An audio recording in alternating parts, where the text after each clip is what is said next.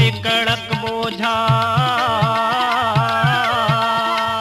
कांदी रे लुवे कड़क बोझा, तोला गजब गोरे मेड़े के वो धकाया सदा फूल।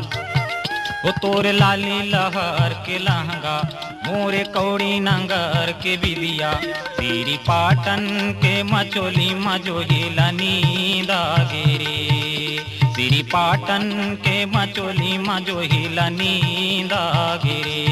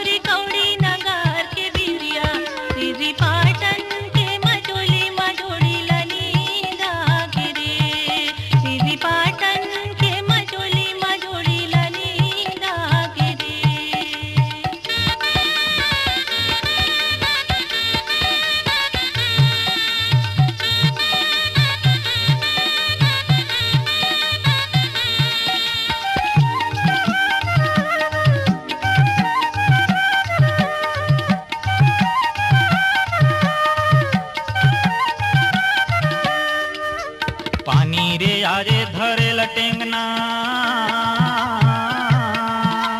पानी रे आरे धरे लटेंगना, मेहा दुरिया ले देखो तोरे चिरेंगना या सदा फूल।